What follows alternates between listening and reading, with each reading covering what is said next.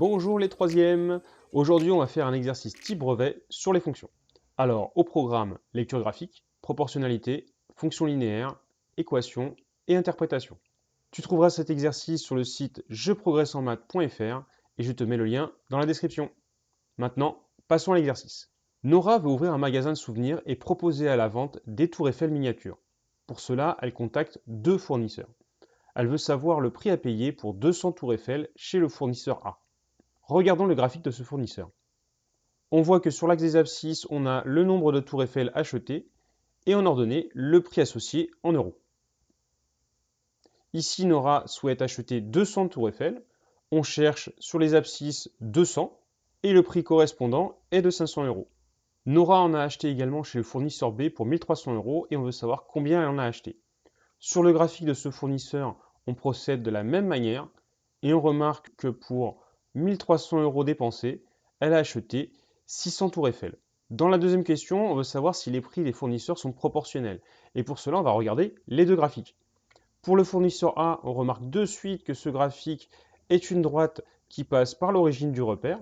Et là, ça doit être automatique pour toi. Droite qui passe par l'origine du repère, donc situation proportionnelle, et on a une fonction linéaire.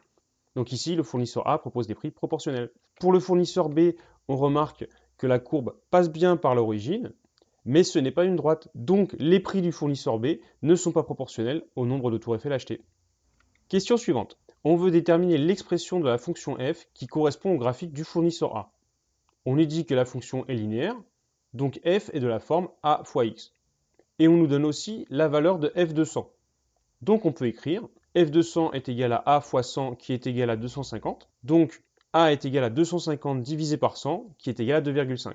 Maintenant qu'on connaît la valeur de a, on peut la remplacer dans la fonction linéaire et ça nous donne f de x égale à 2,5x. Ensuite, on nous demande de calculer f de 1000. Ici, on a juste à remplacer x par 1000 dans l'expression qu'on vient de trouver. Et ça nous donne f de 1000 est égal à 2,5 fois 1000 qui est égal à 2500. Dans la question suivante, Nora veut acheter 1000 tours Eiffel et veut savoir quel est le fournisseur le moins cher. Pour le fournisseur A, on vient juste de le calculer dans le petit b, c'est 2500 euros. Pour le fournisseur B, on regarde le graphique et on remarque que pour 1000 tours Eiffel achetées, elle devra payer 1800 euros. Donc c'est le fournisseur B le moins cher.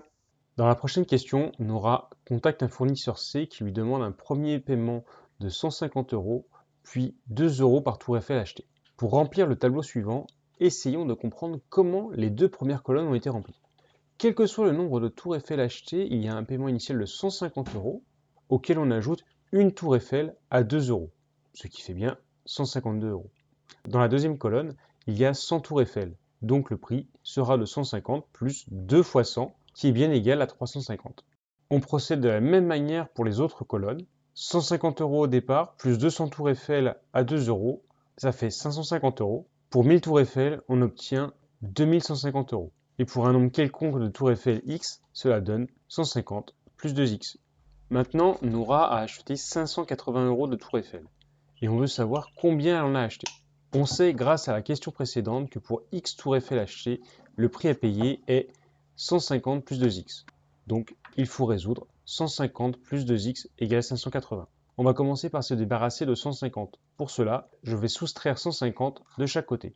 Et du coup, on obtient 2x égale 430. Maintenant, on va se débarrasser de ce 2 qui nous embête. Et là, on va diviser par 2 de chaque côté. Donc on a x est égal à 215. Avec 580 euros, Nora pourra acheter 215 tours Eiffel chez le fournisseur C. Pour la dernière question, on doit résoudre l'équation 2,5 x égale 150 plus 2x. Ici, on a des x des deux côtés de l'égalité. On va se débarrasser de celui qui est à droite du signe égal. Pour cela, on va soustraire par 2x de chaque côté, ce qui donne 0,5x égale 150. Puis, on divise par 0,5 de chaque côté et on obtient x égale 300. Mais à quoi correspond ce résultat? D'abord, revenons sur l'équation de départ.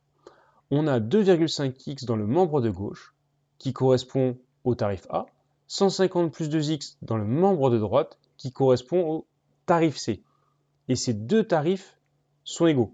Donc il faut acheter 300 tours Eiffel pour payer le même montant avec les fournisseurs A et C. Et on peut déterminer aussi combien coûtent ces 300 tours Eiffel. On fait 150 plus 2 fois 300, qui est égal à 750. Donc les 300 tours Eiffel coûteront 750 €. Et l'exercice est terminé. Si cette vidéo t'a plu, n'hésite pas, mets un petit pouce bleu. Mais surtout, abonne-toi et tu seras mis au courant des dernières vidéos. À très bientôt!